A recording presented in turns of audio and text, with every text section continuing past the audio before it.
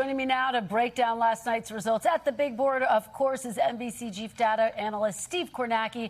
Shaquille Brewster is on the ground for us in Michigan. And with me on set, NBC national politics reporter Bridget Bowman and Jessica Taylor, Senate and Governor's editor for the Cook Political Report.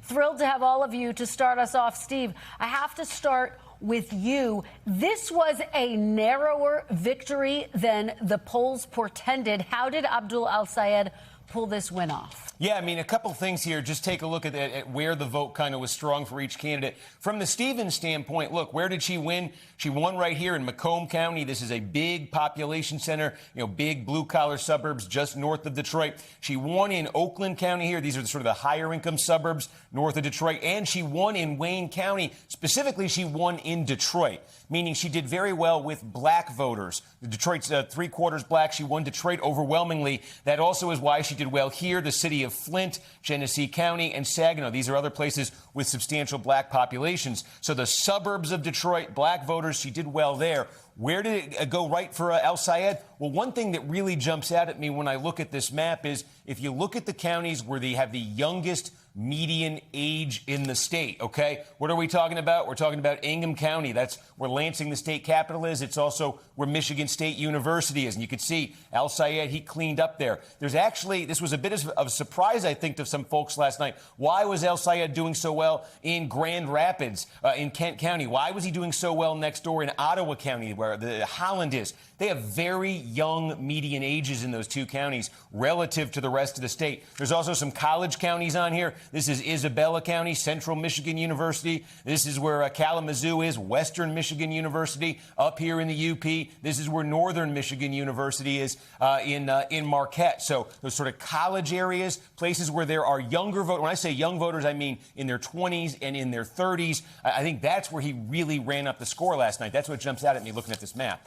Well, and Steve, how big a role did turnout play in his victory? There were some new voters who turned out last night, right? I mean, I think so. When you're looking at the pattern I'm showing you here, that's where I think you're looking for new voters, folks who are young, in college areas, young professionals, newcomers as well. That's one of the things that's happening here in Western Michigan, particularly around Grand Rapids. A lot of new arrivals in the last couple of years. So, yeah, I think the sort of the makeup of the Democratic electorate here in Michigan, maybe over the last few years, over the last decade or so, has evolved a bit. But, yeah, sort of the traditional, where you'd kind of look traditionally, a lot of the places for strength in the Democratic primary, that's where Stevens was doing well. As I say, El-Sayed was doing it in some different places.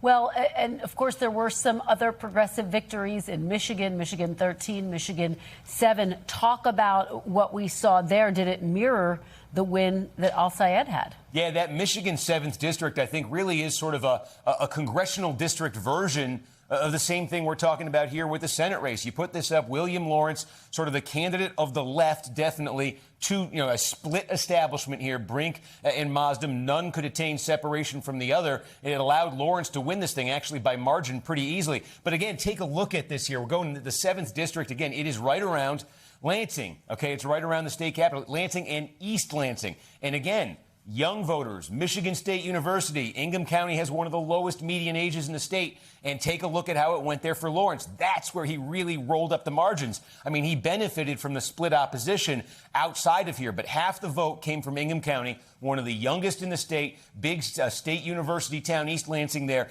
And that's where he just rolled up his biggest margin. And so what that means, with Lawrence winning this primary, I say it's sort of a congressional district version of the Senate race. We're asking the same question.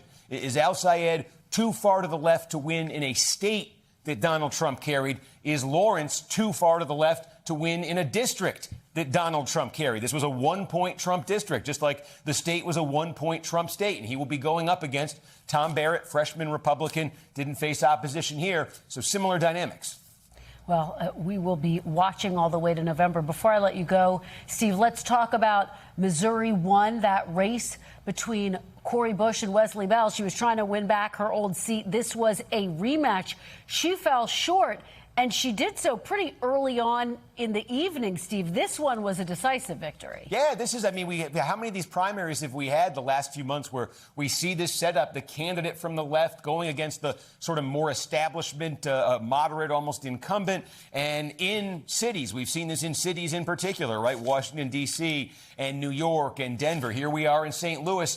And no, Cori Bush didn't just lose, she was crushed. Remember, Bush had held this seat. She lost to Bell in the primary in 2024. That primary was much closer than this. One of the dynamics that you saw zooming in here in that 2024 primary was a big divide between the city of St. Louis, that's where a bunch of the district is, and the inner suburbs of St. Louis County. And there was a divide last night. You could see Bell only won the city of St. Louis narrowly, and he did run up the score in St. Louis County. But 2 years ago, when we were looking at this primary, St. Louis City was a big, a big win for Bush, almost enough to carry her a couple years ago. So this kind of bucks the trend that we've been seeing in a lot of these other primaries, especially in Michigan. Yeah, just fascinating patchwork of results last night for progressives. Steve Kornacki, as always, thank you so much. Hope you got a few hours of sleep last night, my friend. Let's turn to Shaq Brewster, someone else who was up late with us overnight. Shaq, good to see you. So let's talk about this. You were at El-Sayed's headquarters. They had pretty good enthusiasm throughout the night, even when it got pretty tight. You talked about the fact that the campaign already started looking ahead to the general election. What is the strategy at this point, Shaq? Yeah, I think they do feel good about their positioning, even though the results were more narrow than perhaps they expected going into election night. It was even before election day where you heard El-Sayed really starting to ramp up his attacks against Rogers, and you heard that today in his first press conference after that victory. But step one for this party is coming back together and uniting the deep divides that were revealed in this primary race. I think that's why you heard El-Sayed praising Stevens, talking about the positive conversation that you heard from him. Stevens releasing a statement praising El-Sayed and saying that she's going to roll up her sleeves to stop Mike Rogers from winning the Senate. And then the key candidates, the key politicians that helped back Stevens. We're talking about Governor Whitmer, retiring Senator Gary Peters.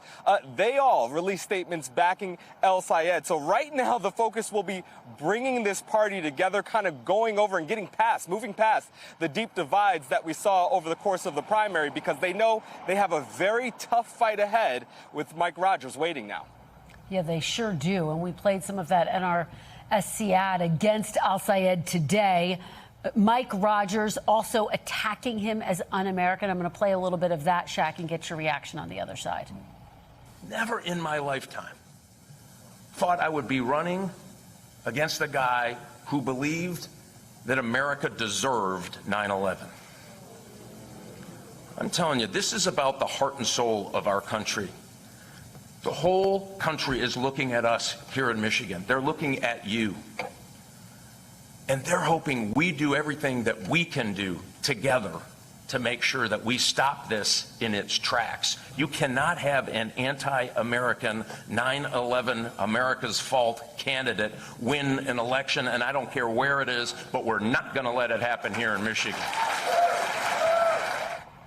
So, Shaq, let's just explain for folks what he's talking about. Rogers suggesting El-Sayed supports these 2019 comments from a streamer and El-Sayed supporter, Hassan Piker, that America deserved 9/11. That's something that Piker has said.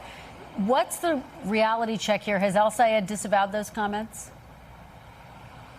He has distanced himself from those comments for sure, saying that, no, he does not believe America deserved 9/11. He also distanced himself from comments that Piker made regarding Hamas, the comments that were sympathetic or felt sympathetic toward that terrorist group. So while he has distanced himself from him, we did see Piker last night at that celebration event, at that watch party last night. He also appeared multiple times on the campaign trail with Piker as well. And when you talk to his campaign, the messaging that they have is that while they don't agree with everything that you hear from Hassan Piker, they do know that he has influence, especially among young progressive voters. And they actually credit the fact that El-Sayed has appeared with him on that stream, has done those events with him, for helping them get that energy and the young base and young support that he's been getting. So that's definitely going to be a criticism that's going to continue. You heard Mike Rogers. I was in the room when when he made those attacks. You're going to hear that continuously between now and November, Kristen. And there's going to be a big unity rally on Friday. What is the strategy to try to unify the party between now and November, Shaq? It gets a lot harder after they leave that rally. Absolutely, and I think we're seeing the starts of it right now when you have these party leaders coming together and backing him. But another message that you hear from El-Sayed is that while, yes, he wants to unify the party, he believes that is very important. He believes his message will bring in some of those new voters. You were kind of having that conversation with Steve a little bit earlier. The campaign does believe they were able to do that a little bit in this primary, but they want to kind of put that on turbo drive as we get to the general election. They believe the messaging of Medicare for all, of abolishing ICE, of ending U.S. military aid to Israel will be popular among general election voters, voters who sometimes don't even come out to vote, or even El-Sayed has been very clear, even voters who have voted for President Trump in the past. This will be a very clear test of that theory when you have Mike Rogers bringing out those contrasts, highlighting those contrasts, and El-Sayed leaning into what he did throughout that primary campaign. Well, it is going to be a fascinating, even if bruising, battle that we're about to witness. Thank you so much, Shaq Brewster. Really appreciate it. Bridget, let me turn to you. Let's talk a little bit more about who made up this win for Abdul El-Sayed. We're talking about younger voters, educated voters, less working class voters. What can you tell us about who helped him win, and what does it suggest about what we might see in the general election? Yeah, so we took a look at some of the counties that Steve was also talking about. It's counties where El-Sayed did really well, that were some of these bigger counties where we could get into the data, and counties where Stevens did well. And if you look at where El-Sayed did pretty well, it is, like you said, it's these younger counties, the county that included Ann Arbor and the University of Michigan. And you get these clear pictures of the two ideological factions within the Democratic Party right now. These younger, very far left, very liberal progressives, and these more moderate black voters as well. And the black voter piece is really key when you think about that's where Stevens really kept this race very close, is with the support among black voters. And that could be a warning sign for El-Sayed looking ahead to November. He needs black voters in order to win. It's going to be a real problem for him if a big chunk of them stay home. Well, it's notable because Democratic turnout in Michigan was higher in the Senate race than the gubernatorial race. What do you make of that? Yeah, that's right. That's in part because the Senate race was a lot more competitive than the governor's race. There was a ton of money spent on that race compared to the governor's race. But it does really show, as we've seen in election after election so far this year, that there is a lot of energy on the Democratic side. It's a good sign for El-Sayed going into November for sure. But on the flip side, this race was really close. If you add together the Stevens vote and the McMorrow vote, that was actually more than the El-Sayed vote. So he's really recognized he does have to win over some of these folks. You saw that in his press conference today. He called out Jewish voters in particular. So he's kind of showing some signs that he's trying to mend some fences going into November, because he needs as many Democrats to show up as he can. He sure does. I mean, Jess, we're talking about just how close this was. Cook has rated this Senate seat as a toss-up. Does that stay? Does anything change about that, given what we witnessed last night? We are keeping it a toss-up, but Democrats would have felt much better, I think, had Haley Stevens won, just because I think that she was going to bring out those black voters. We see those younger voters that are lower propensity. Someone like El-Sayed has clearly shown that he can bring them out. Will he continue to do that? I think, does he turn off independent voters that he needs as well in there? So, you know, there was a lot of money that was being spent on Stevens' side, but El-Sayed showed that he, I think, had the momentum. Certainly it was closer than polls, but there is not a path that I see for Democrats to get the Senate majority unless they defend Michigan. Let me follow up with you on that. Let me put the map back up of the battleground races that we are watching as we head into November. Talk a little bit about the importance of Michigan. Why is it so impossible for Democrats to win back the Senate if they can't hold on to Michigan? Democrats already have to pitch a perfect game to even get 4 seats, because that requires them winning at least 2 seats that are double-digit Trump states. If they lose Michigan, that means they need 3 double-digit Trump states, and they would need to flip 5 seats total if they lose one of their defensive seats. So, you know, they want to be playing offense and not defense, but Michigan is still their biggest threat to lose right now. Bridget, you know, one of the big issues in this primary was the money that was was being spent. El-Sayed talked about the fact that he was outspent by nearly 11-1. It is a staggering figure. We interviewed Senator Bernie Sanders last night. He made the same point about this race. But what do you anticipate in the general election? Is he going to have to accept, in fact, some of that money as he heads into the general against Mike Rogers? Yeah, I definitely wouldn't expect AIPAC to be playing in the general election for him, of course. But he is going to need money. This is going to be a really expensive race. But it does seem like both parties are gearing up here. The super PACs tied to Republicans and Democrats, the super PACs that play in Senate races, have already reserved millions and millions of dollars in ads for the fall. So both parties are really ramping up here.